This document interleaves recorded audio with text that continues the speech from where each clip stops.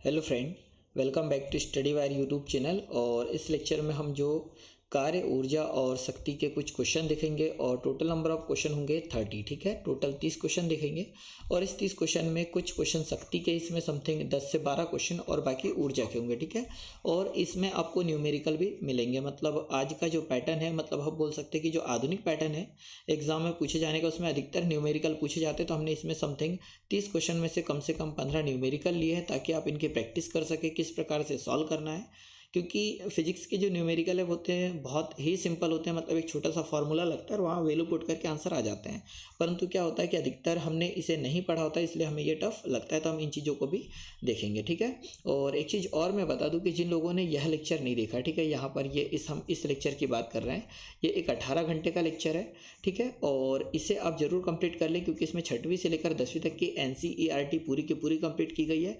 यहाँ पर अगर देखा जाए तो इसमें हमने 1000 क्वेश्चन कराए हैं, परंतु अगर इस पूरी वीडियो की बात करें तो कम से कम 5000 क्वेश्चन आपके यहाँ से कंप्लीट हो जाएंगे। क्योंकि जितनी हमने इसमें डिटेल बताई है, 6वीं से लेकर 10वीं तक के NCERT पढ़ने की आवश्यकता ही नहीं, क्योंकि बस शर्त यह है कि आप इसे पूरा जरूर पढ़ें। ठीक है, और ये मिलेगा कहाँ, तो ये आप प्ले लिस्ट में जाओगे, ठीक है, अपने चैनल पे, और वहाँ पर ये देखोगे तो आप ये साइंस के लेक्चर आपको दिखेंगे, MP पुलिस साइंस के नाम से।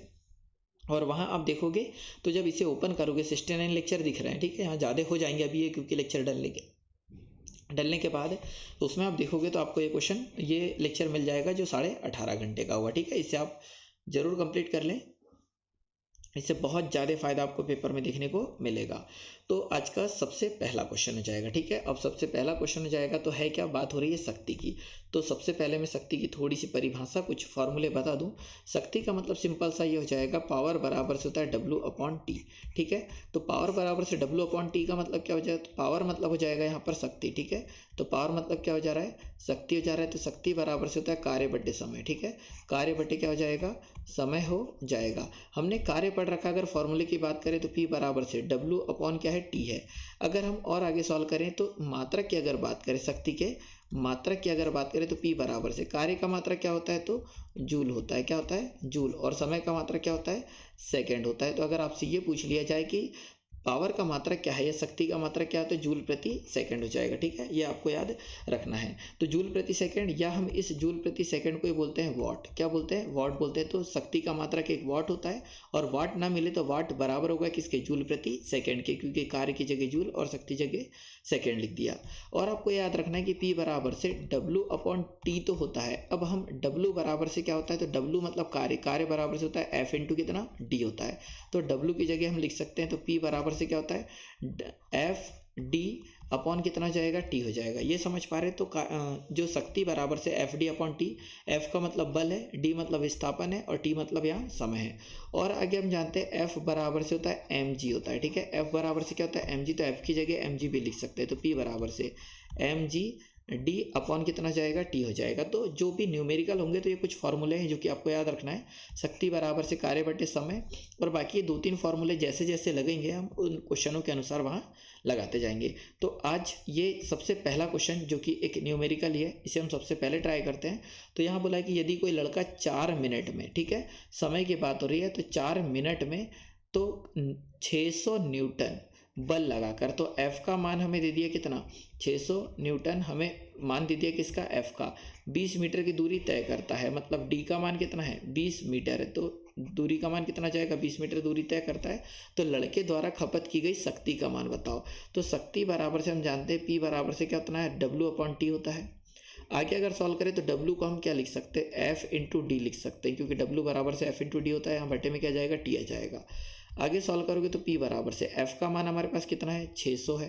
ठीक है, D का मान विस्थापन कितना है, तो 20 मीटर है, और बटे में समय, समय को सेकंड में लिखा जाता है। तो 4 मिनट को अगर हम सेकंड में कन्वर्ट करें तो 6 चौक कितना हो जाएगा, 24, 240 क्या हो जाएगा, सेकंड हो जाएगा समय। 4 मिनट है, इसको सेकंड में कन्वर्ट करोगे तो 60 का गुणा कर दोगे, तो जो टोटल समय वो कितना हो जाएगा, 240 हो जाएगा।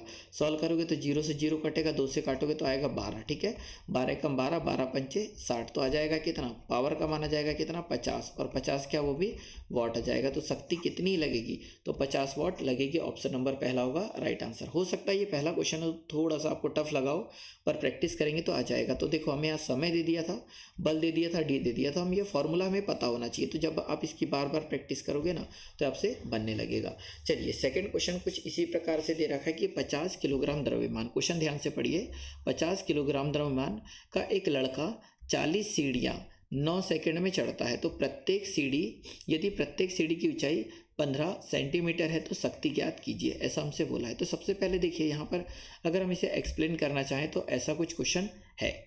अब अगर हम डायग्राम बनाएं तो पहले मैं एक मिनट डायग्राम से समझाना चाहूँगा कि इस प्रकार से टोटल सीढ़ियाँ कितनी है। तो इस प्रकार से टोटल सीढ़ियाँ हमें दे रखी है कितनी, तो 40 सीढ़ियाँ। कितनी दे रखी है, 40 सीढ़ियाँ दी है।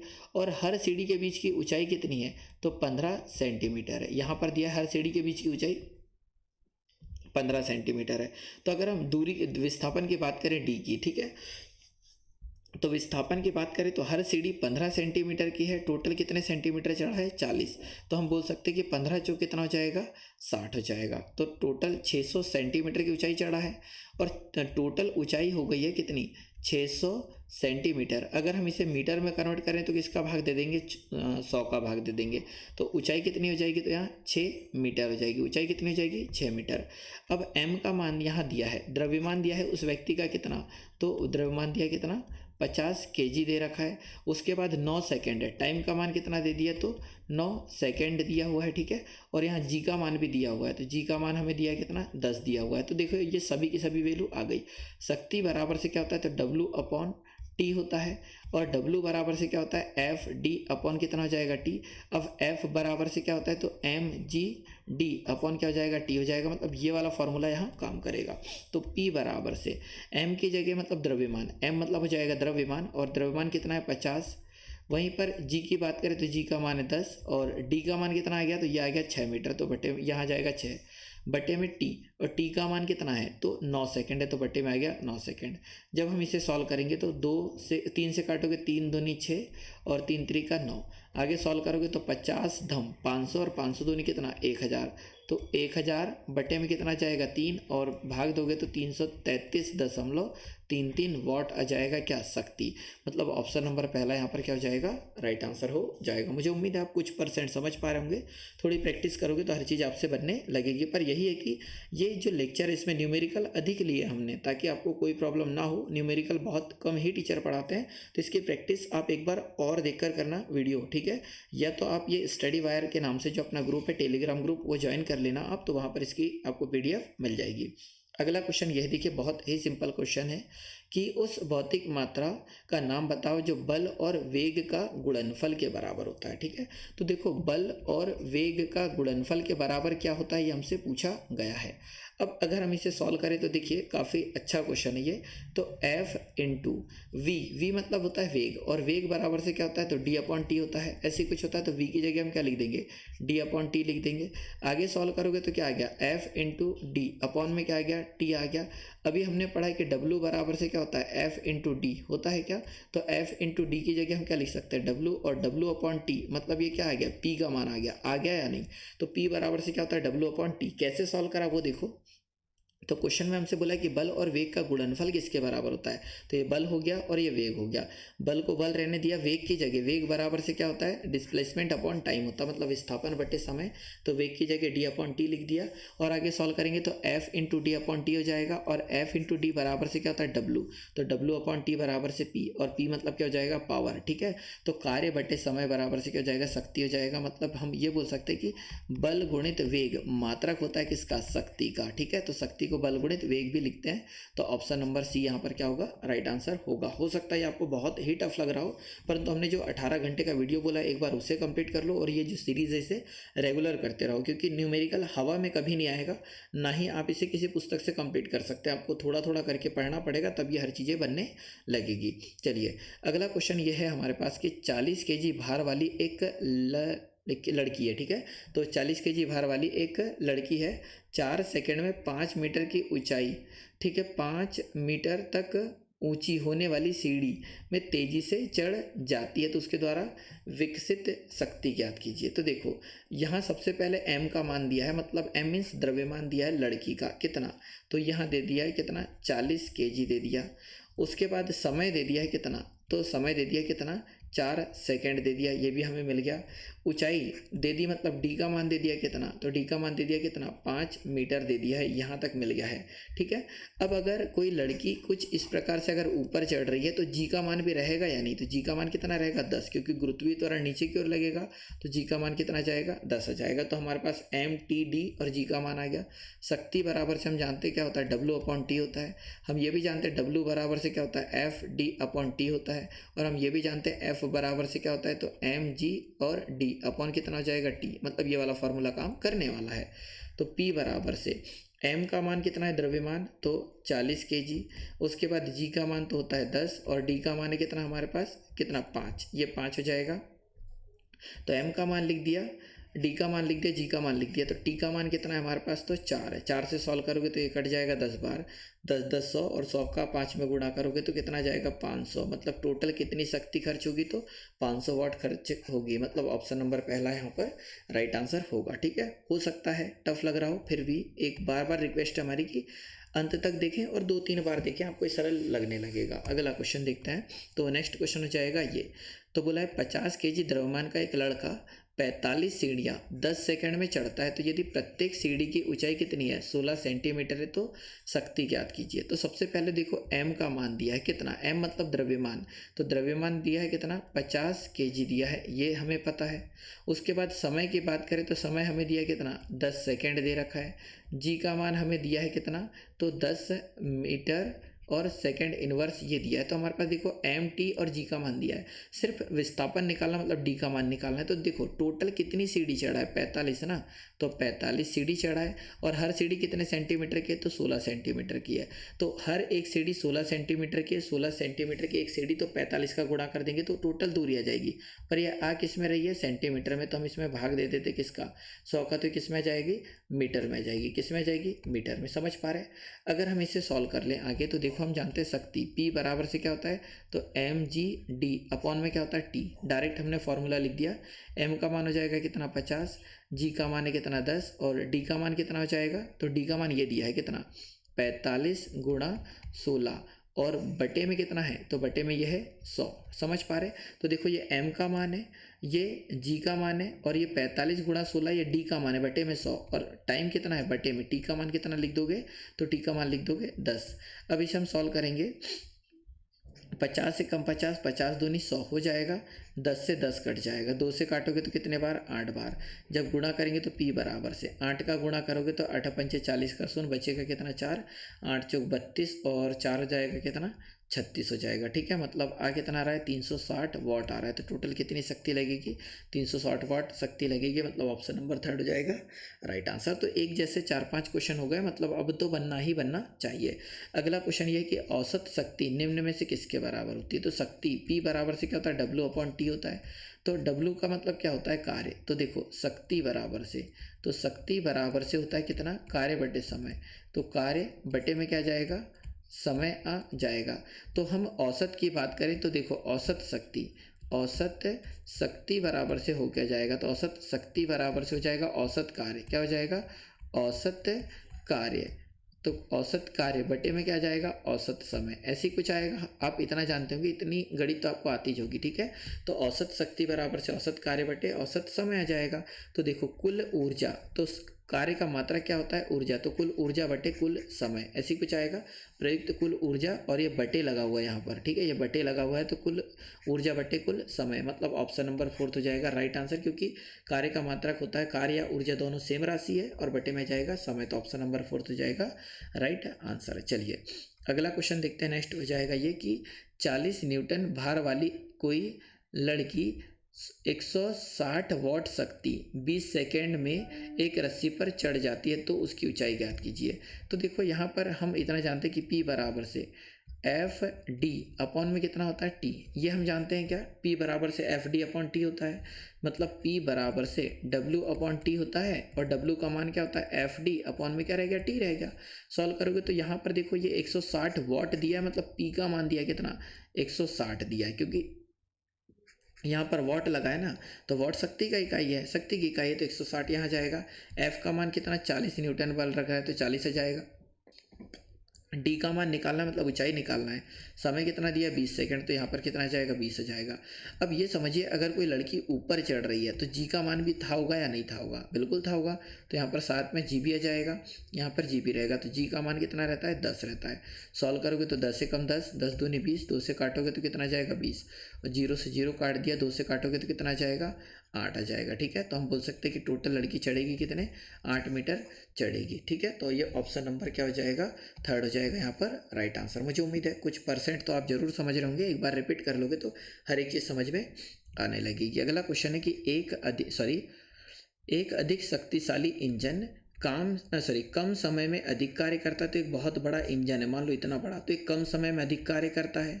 जैसे एक हवाई जहाज कार की तुलना में कम कार्य करता है। ठीक है, तो एक हवाई जहाज जो रहता है ना, कार की तुलना में क्या करता है कम कार्य और अधिक दूरी तय करता है। तो जो कार की तुलना में कार्य कम करता है पर अधिक दूरी तय करता है, अतः हवाई जहाज कार से अधिक शक्तिशाली है। तो जो हवाई जहाज है कार से अधिक शक्तिशाली है।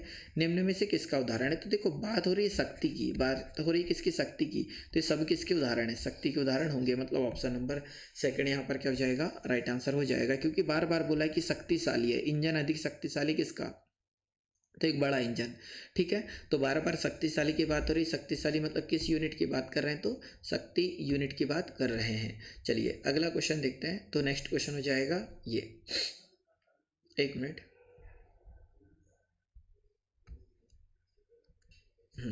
अगला क्वेश्चन ये हो जाएगा कि निम्नलिखित में से कौन सा शक्ति का सूत्र है। अब देखिए ये इलेक्ट्रिसिटी जब हम पढ़ेंगे ना, तब एक शक्ति वहाँ पर भी होती है इलेक्ट्रिसिटी में, और अभी हम जो ये शक्ति पढ़ रहे हैं नॉर्मली हम काइनेटिक की बात कर रहे हैं। तो देखिए शक्ति P बराबर से एक होता है MVI, ये एक फॉर्मूला होता है। P बराबर से VI, P का मतलब हो जाएगा शक्ति, V का मतलब होता है विभवांतर, I का मतलब होता है धारा। ठीक है, एक फॉर्मूला आपने पढ़ा होगा, तो देखो P बराबर से VI यहाँ पर है, बिल्कुल है। अब हम इतना जानते हैं V बराबर से IR, कहीं ना कहीं आपने पढ़ा होगा कि विभवांतर बराबर से धारा गुणित ये प्रतिरोध होता है। तो अगर मैं इस V का मान यहाँ पर लिख दूँ तो P बराबर से V की जगह क्या लिख सकते हैं IR, और गुणे में पहले से क्या है I। अगर हम सॉल्व करेंगे तो P बराबर से I का स्क्वायर R हो जाएगा। मतलब देखो ये थर्ड ऑप्शन भी मैच करने लगा है शक्ति का। और हम जानते हैं कि जब अगर हम यहाँ पर इसे सॉल्व करें तो V का V बटे में अगर हम R का पक्षांतर करें तो V अपॉन R बराबर से क्या हो जाएगा I हो जाएगा। तो V अपॉन R बराबर से I हो जाएगा, तो हम यहाँ मान रख देते। तो देखो P बराबर से हम V की जगह तो V रहने देते हैं, I की जगह कितना लिखना चाह रहे हैं तो V अपॉन R लिखना चाह रहे हैं। और आगे सॉल्व करोगे तो P बराबर से V का V में गुणा करोगे तो V का अपॉन क्या V के स्क्वायर अपॉन क्या जाएगा R हो जाएगा। मतलब पहला ऑप्शन मैच कर रहा है। तो कौन सा शक्ति का सूत्र है बोला, तो तीनों शक्ति के सूत्र है। शक्ति के और भी सूत्र होते हैं, ठीक है, तो ये तीनों शक्ति के सूत्र है। तो हम ये बोल सकते हैं कि सॉरी निम्नलिखित में से कौन सा शक्ति का सूत्र है। ये क्वेश्चन गलत शब्द यहाँ पर नहीं है लिखना था, कौन सा शक्ति का सूत्र है नहीं है, तो ऑप्शन नंबर 4 यहाँ पर क्या हो जाता है राइट आंसर हो जाता है। बाकी ये पहला दूसरा तीसरा तीनों यहाँ पर शक्ति के फॉर्मूले होंगे। ठीक है, चाहो तो आप इनको अलग अलग लिख सकते हैं, एक दो बार प्रैक्टिस करोगे तो ये याद होने लगेंगे। अगला क्वेश्चन है कि यदि वायु प्रतिरोध को नगण्य मान ले, ठीक है, तो वायु प्रतिरोध है ही नहीं और मुक्त रूप से गिरते हुए पिंड की स्थितिज ऊर्जा और गतिज ऊर्जा का योग क्या होता है। तो देखो हम ऐसा मान लें कि एक बिल्डिंग है, वायु का प्रतिरोध नहीं है, और यहाँ से हमने मान लो कोई आर्टिकल फेंक दिया, तो यहाँ पर नीचे गति कर रही है तो गतिज ऊर्जा भी रहेगी, और जितनी ऊपर रहेगी वस्तु उतनी उसकी स्थितिज ऊर्जा क्या रहेगी अधिक रहेगी। मतलब जितनी वस्तु ऊपर उठाते जाओगे स्थितिज ऊर्जा में वृद्धि होती जाएगी। तो हम ये बोल सकते हैं कि अगर आर्टिकल यहाँ पहुँच गया है तो नीचे जाएगा तो गतिज ऊर्जा रहेगी, तो गतिज ऊर्जा में तो वृद्धि होगी, पर स्थितिज ऊर्जा में क्या होती जाएगी, जितना नीचे जाएंगे स्थितिज ऊर्जा कम होती जाएगी और गतिज ऊर्जा बढ़ते जाएगी। तो हम ये बोल सकते हैं कि मुक्त रूप से जब कोई पिंड गिरता है ना, तो उसकी देखो स्थितिज ऊर्जा और गतिज ऊर्जा का योग क्या रहेगा ये बोला है, तो वो हमेशा स्थिर रहता है। तो ऑप्शन नंबर 4 हो जाएगा राइट आंसर। ठीक है, मतलब कोई भी आर्टिकल अगर ऊपर से नीचे गिर रहा है तो उसकी गतिज ऊर्जा और स्थितिज ऊर्जा का जो योग है हमेशा नियत रहता है। तो ऑप्शन नंबर 4 होगा यहाँ राइट आंसर। अगला क्वेश्चन है यहाँ पर कि 2 मीटर लंबाई की एक समान चेन है। ठीक है, बहुत अच्छा क्वेश्चन है ये, मतलब बहुत ज़्यादा अच्छे लेवल का है। थोड़ी सी आपको मेहनत लग सकती है, पर समझ में ना आए तो टेंशन नहीं लेना, पर प्रैक्टिस जरूर करना, शायद पेपर में एज इट इज़ आ जाए ये। ठीक है, तो क्या बोला है 2 मीटर की एक समान चेन टेबल पर ऐसी रखी गई है कि जिसकी लंबाई 60 सेंटीमीटर है। मतलब समझना क्या है, ये एक टेबल हो गया, ये बोलना जो क्वेश्चन चाह रहा वैसा है। एक चेन है कुछ इस प्रकार से, अगर हम चेन बना लेते, एक मिनट हम थोड़ा कलर चेंज कर लें ताकि ऐसा लगे आपको कि कुछ हो रहा है यहाँ। तो हम मान लेते हैं कि ये एक चेन है, कुछ इस प्रकार से लटक रही है, ठीक है। और बोला है कि जिसकी लंबाई कितनी है, 60 सेंटीमीटर, टेबल के कोने से मुक्त रूप से लटक रही है। मतलब ये लटकने वाली कितनी है, 60 सेंटीमीटर है। अब ये लटकने वाली 60 सेंटीमीटर है। चेन का कुल द्रव्यमान कितना है, इतना है। तो कुल द्रव्यमान की अगर हम बात करें, कुल द्रव्यमान, तो कुल द्रव्यमान जो है ना वो कितना है हमारे पास, तो 4 केजी है। तो कुल द्रव्यमान 4 केजी। तो टेबल पर पूरी चेन को खींचने पर किया गया कार्य, इस चेन को ऊपर खींचना है तो टोटल कितना कार्य करना पड़ेगा, ये हमसे पूछा गया है। अब ये समझिए 4 केजी द्रव्यमान है किसका, 2 मीटर लंबी चेन का। तो 2 मीटर लंबी चेन का मतलब 200 सेंटीमीटर। इस 2 मीटर को हम क्या लिख सकते हैं, 200 सेंटीमीटर चेन का द्रव्यमान कितना है, तो 4 केजी हो जाएगा। अगर हम इसका पक्षांतर कर दें किसका, 200 का, तो 1 सेंटीमीटर का जो द्रव्यमान आ जाएगा कितना आ जाएगा, 4/200 केजी हो जाएगा। और हमें कितने सेंटीमीटर लटक रही है चेन, तो 60 सेंटीमीटर लटक रही है। तो अगर हम इस 60 सेंटीमीटर का द्रव्यमान निकाल लें, ठीक है, तो 60 का दोनों में गुणा कर देते तो 60 सेंटीमीटर का द्रव्यमान कितना है वो आ जाएगा। सॉल्व करोगे तो 0 से 0 कटेगा, 4 एकम 4, 4 पंचे 20 हो जाएगा।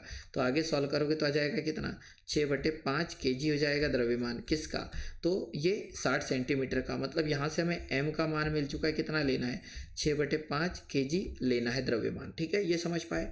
जब ये चेन को ऊपर खींचा जाएगा ना, यहाँ से चेन को ऊपर खींचा जाएगा तो बल यहाँ पर लगेगा। मतलब हम इसकी लंबाई टोटल 60 सेंटीमीटर नहीं लेंगे, इसका जो द्रव्यमान होगा बीच में होगा। तो हम ये बोल सकते हैं कि जो लंबाई लेंगे ना हम, डी का मान जो लेंगे वो 60 ना लेते हुए कितना लेंगे, 30। 60 का आधा लेंगे क्योंकि द्रव्यमान केंद्र हमेशा बीच में होता है। तो ये कायम है सेंटीमीटर में। तो डी का मान आ गया और जी का, एम का मान आ गया, ठीक है। और जी का मान हम जानते हैं, तो जी का मान कितना होता है, तो जी का मान होता है 10। कार्य की बात कर रहे हैं तो कार्य W बराबर से होता है F इंटू डी होता है, ठीक है। F इंटू क्या होता है, D। और F बराबर से क्या होता है, तो mg/d। समझिए कि कार्य बराबर से F इंटू डी होता है और F का मतलब होता है mg/d। तो m का मतलब है द्रव्यमान। तो टोटल द्रव्यमान कितना आ रहा है, ये वाला कितना, 6/5। जी का मान कितना है, 10। और डी का मान कितना है, तो डी का मान ये सेंटीमीटर में। इसे अगर हम मीटर में कन्वर्ट करें तो किसका भाग दे देंगे, 100 का। तो ये हो जाएगा मीटर कितना, तो 3/10 मीटर हो गया। तो यहाँ डी की जगह लिख सकते हैं 3/10। सॉल्व करोगे 10 से 10 कटा तो 6 तिया कितना हो गया, 18। बटे में कितना है, 5। सॉल्व करोगे तो 5 तिया 15 और 5 छक्का 30। इतने जूल कार्य करना पड़ेगा। मतलब ऑप्शन नंबर 3 यहाँ पर राइट आंसर हो जाएगा। हो सकता है आपको बहुत ही ज़्यादा टफ लगा हो, पर फिर भी अगर आप प्रैक्टिस करोगे तो कोई भी चीज़ें नामुमकिन नहीं है, ठीक है। हम अगले क्वेश्चन की ओर बढ़ जाते हैं। अगला क्वेश्चन ये है कि आप एक रबड़ बैंड को खींचते हैं, ठीक है। तो ये कुछ इस प्रकार से रबड़ बैंड होता है। इसे अगर हम इधर और इधर खींच देते तो हस्तांतरित ऊर्जा, जो इसमें ऊर्जा आ जाती है वो कौन सी होती है, तो एक जगह स्थिर रहती है चेन, परंतु उसे खींच देते हैं दोनों ओर, तो उसमें कौन सी ऊर्जा होगी, तो स्थितिज ऊर्जा होगी। मतलब ऑप्शन नंबर पहला यहाँ पर क्या होगा, राइट आंसर होगा। तो हम ये बोल सकते हैं कि जैसे डैम की बात करें तो डैम में पानी रुका हुआ होता है तो उसमें भी स्थितिज ऊर्जा होती है। हम अगर एक हथौड़े को इस प्रकार से ऊपर उठा लें, ऐसा एक हथौड़ा है, इसे ऊपर अगर उठाकर रखें तो इसमें भी कौन सी होगी, स्थितिज ऊर्जा होगी। आप अपने मोबाइल को अपने हाथ पर उठाकर रखोगे ऊपर तो उसमें भी स्थितिज ऊर्जा होगी। इसी प्रकार रबड़ बैंड को जब खींचेंगे ना तो उसमें भी कौन सी ऊर्जा होगी, स्थितिज ऊर्जा होगी। अगला क्वेश्चन ये है कि खालिस्तान के कणों में गतिज ऊर्जा अधिकतम होती है। तो आपने देखा द्रव्य भी देखा है, पानी देखा होगा, प्लाज्मा भी आपने देखा होगा। मतलब प्लाज्मा हम बोल सकते हैं एक जेली वाली चॉकलेट आती है उसकी बात कर रहे हैं। ठोस भी आपने देखा है और गैस भी देखी है। तो सबसे ज़्यादा गति किसके कणों में होती है, गैस के कणों में होती है। मतलब आप चाहो तो गैस सिलेंडर देख सकते हैं अपने घर में, सबसे अधिक गति उन्हीं की होती है। जैसे आप हल्का भी गैस लीक होता है तो पूरे रूम में स्मेल करने लगता है। तो हम बोल सकते हैं कि सबसे अधिक गतिज ऊर्जा होती है किसके, गैस के कणों की। अगला क्वेश्चन है ये, देखिए बहुत अच्छा क्वेश्चन है ये, कि एक कार, सॉरी ये कार गलत लिख दिया, यहाँ पर घर आएगा, ठीक है। तो एक घर में माह में, ठीक है, एक घर में एक माह लिखना था वैसे यहाँ, है ना। एक घर में एक माह में 900 गुणित 10⁶ जूल खपत हुई तो इकाई में यह ऊर्जा कितनी है। तो देखो हम एक यूनिट बराबर से, तो एक यूनिट ऊर्जा बराबर से होता है 3.6 इंटू 10⁶ जूल होता है। आपने अगर पिछले लेक्चर नहीं देखे तो उन्हें जरूर देखना, ये एक एक चीज़ें मैंने एक्सप्लेन वहाँ जरूर की है। तो एक यूनिट बराबर से होता है 3.6 इंटू 10⁶ जूल होता है। तो टोटल इतनी ऊर्जा खपत हुई है कितने महीने भर में, ठीक है, एक घर में। तो हम ये बोल सकते हैं, उसने बोला कि इकाई में कितनी है, मतलब कितनी यूनिट हुई, तो 1 यूनिट का मान इतना होता है। तो हम क्या करते हैं कि टोटल ऊर्जा खपत हुई है कितनी, 900 गुणा 10 की घात 6। तो इसमें हम 1 यूनिट का क्या कर देंगे, भाग दे देंगे, तो हमें ये पता चल जाएगा कि कितनी यूनिट खर्च हुई है। तो 3.6 इंटू 10 दी पावर किसका, 6 का हमें भाग देना है। तो 10 दी पावर 6 से 10 दी पावर 6 कट जाएगा। अब यहाँ बच गया कितना हमारे पास, 900 बटे कितना आ गया 36। ये दशमलव हटाएंगे तो यहाँ 0 लग जाएगा, काटोगे तो 6 6 36 आ जाएगा। 6 से काटोगे तो 6 एकम 6, 6 पंचे 30, और कितने 0 लग गए, 2 0 लग जाएंगे। और बटे में अभी भी कितना है 6, और काटोगे तो 6 दूनी कितना हो जाएगा 12, 6 पंचे 30 और 0, टोटल कितने यूनिट ऊर्जा हो गई, तो 250 यूनिट ऊर्जा हो गई। मतलब ऑप्शन नंबर 4 यहाँ पर क्या हो जाएगा, राइट आंसर हो जाएगा। तो हमने 900 गुणित 10 की घात 6 जूल को 1 यूनिट में इतनी ऊर्जा होती है जो आपके घर में यूज़ हो रही है ना अभी ऊर्जा, तो 1 यूनिट में 3.6 इंटू 10 दी पावर 6 जूल ऊर्जा यूज़ होती, तो उसका भाग दिया तो इतना आएगा। ठीक है, और ये नॉर्मल क्वेश्चन है, हो सकता है आपको बहुत ही टफ लग रहा हो, परंतु ये कोई कठिन लेवल का क्वेश्चन नहीं है। अगला क्वेश्चन ये है कि जब किसी संपीड़ित स्प्रिंग को छोड़ा जाता है, मतलब एक ऐसी स्प्रिंग रहती है, संपीड़ित मतलब इसे दबा दिया जाता है, और इसे जैसे ही छोड़ते हैं तो पहले जब दबा कर रखेंगे तो स्थितिज ऊर्जा होगी, और जैसे ही छोड़ेंगे तो ये इधर की ओर और इधर की ओर क्या करने लगेगी, गति। तो ये स्थितिज ऊर्जा बदल जाएगी किस में, गतिज ऊर्जा में बदल जाएगी। तो ऑप्शन नंबर 4 होगा राइट आंसर, क्योंकि आपने इस स्प्रिंग को दबा कर रखा, जैसे ही छोड़ोगे तो ये ऊपर और नीचे की ओर गति करेगी, तो स्थितिज ऊर्जा कन्वर्ट हो जाएगी किस में, गतिज ऊर्जा में। तो ऑप्शन नंबर 4 यहाँ राइट आंसर होगा। अगला क्वेश्चन है कि एक वस्तु, ठीक है, एक वस्तु की स्थितिज ऊर्जा में उसकी खालिस्तान में वृद्धि होती है। तो देखो स्थितिज ऊर्जा में वृद्धि करने के लिए क्या करना पड़ेगा। अगर मैं आपसे बोलूं कि एक घर है इतना, इसमें से आप अपना मोबाइल फेंक दो 1 मंजिला से तो कम टूटेगा, मतलब थोड़ा बहुत टूटेगा। 2 मंजिला से फेंक दोगे तो शायद सुधर ही ना पाए। 3 मंजिला से फेंक दो तो कोई उम्मीद ही नहीं रहेगी बचने की मोबाइल की। 4 मंजिला से फेंक दोगे तो कोई उम्मीद नहीं रहेगी। मतलब जितना ऊपर जाते जाओगे ना, स्थितिज ऊर्जा में वृद्धि होती जाएगी। तो हम ये बोल सकते हैं कि एक वस्तु की स्थितिज ऊर्जा उसके खालिस्तान पर वृद्धि करती है, तो ऊंचाई पर वृद्धि करती है। जितनी ज़्यादा ऊंचाई पर जाते जाओगे स्थितिज ऊर्जा में उतनी ही वृद्धि होती जाएगी। तो ऑप्शन नंबर 2 यहाँ राइट आंसर होगा।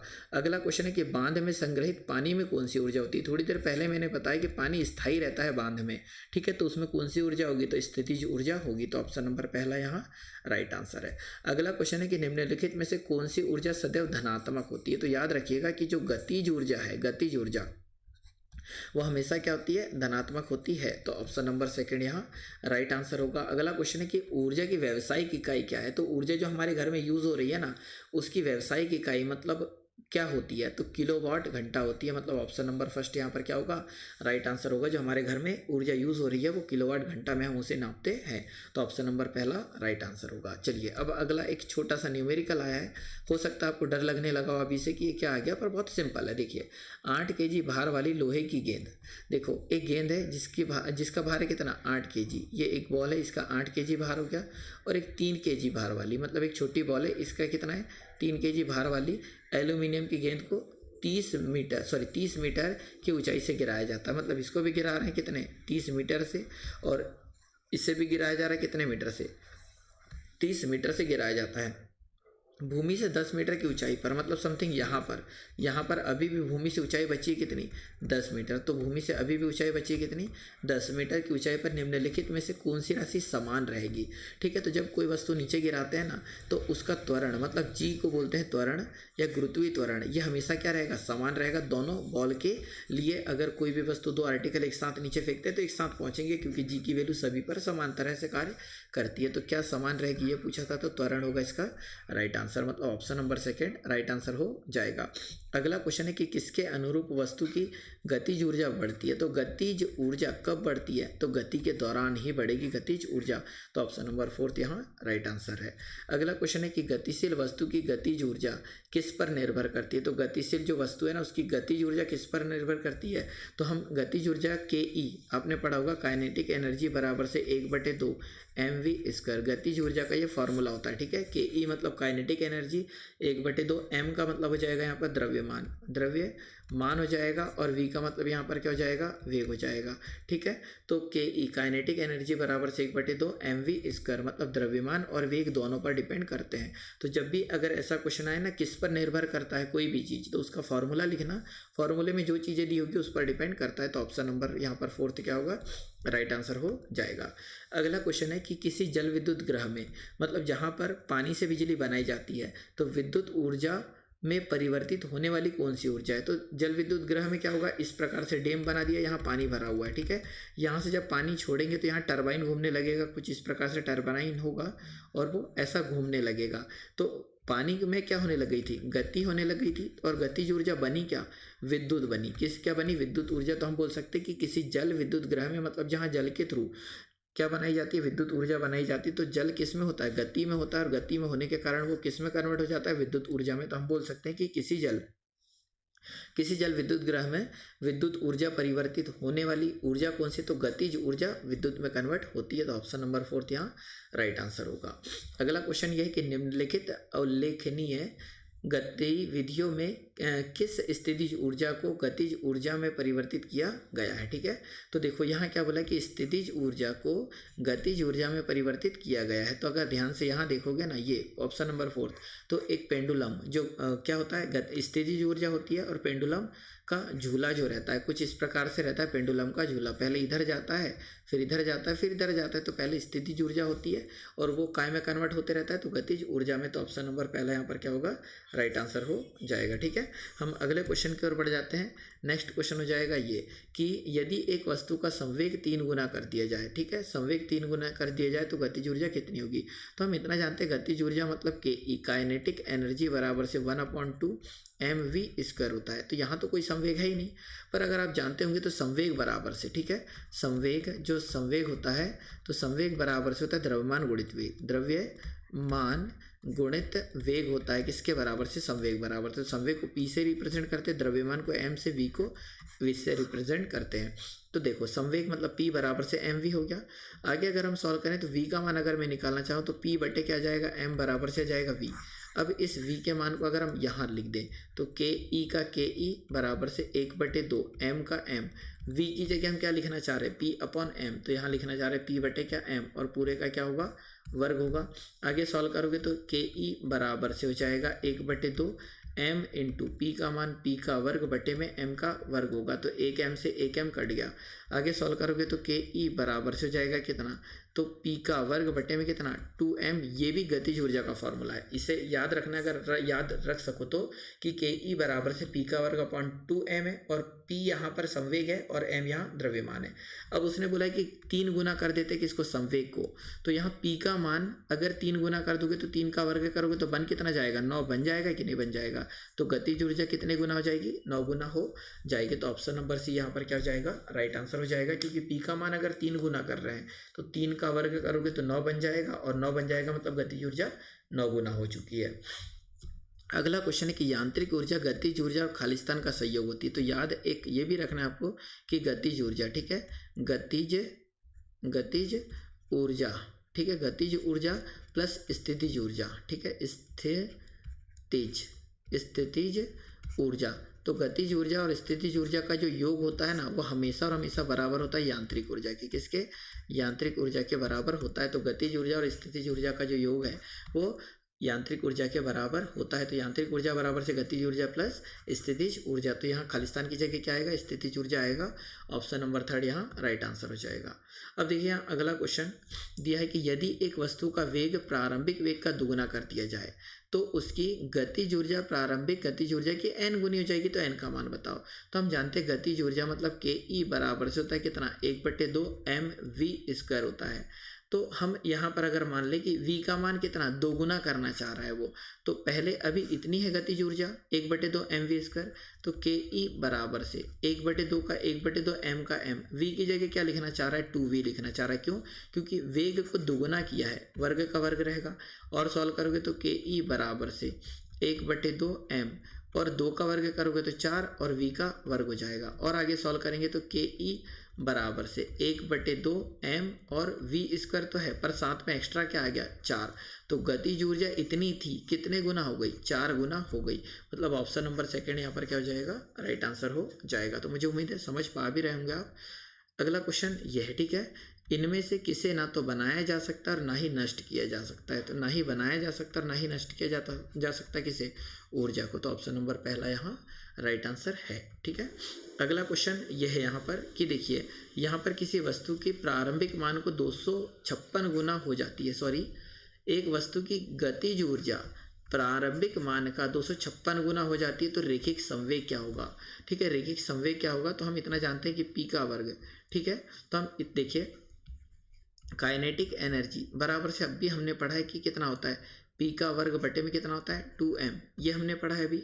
तो ये वाला मान हो गया कितना 256 हो गया। जब पी का मान अगर निकालना है तो वर्ग का क्या करना पड़ेगा, पक्षांतर तो करनी लगेगी। तो यहाँ पर ऐसा कुछ हो जाएगा, वर्ग का पक्षांतर करोगे तो करनी लगेगी, तो बाहर कितना निकलेगा 16। तो हम ये बोल सकते हैं कि इसका प्रारंभिक मान कितने गुना हो जाएगा, 16 गुना हो जाएगा। तो ऑप्शन नंबर सेकंड यहाँ क्या हो जाएगा, राइट आंसर होगा। अंतिम क्वेश्चन ये हो जाएगा कि चलिए एक काम करते हैं कि लास्ट क्वेश्चन जो भी इसका आंसर आए आप खुद कमेंट बॉक्स में कमेंट करना कि आपका आंसर क्या आ रहा है। वीडियो रोककर इसे जरूर ट्राई करना, 1 सेकंड में सॉल्व कर लोगे, परंतु नहीं कर पाओगे तो अगला जो वीडियो होगा हम उसमें जरूर ले लेंगे, ठीक है। तो इस लेक्चर में तो इतना ही। वीडियो देखने के लिए बहुत बहुत धन्यवाद। जय हिंद, जय भारत।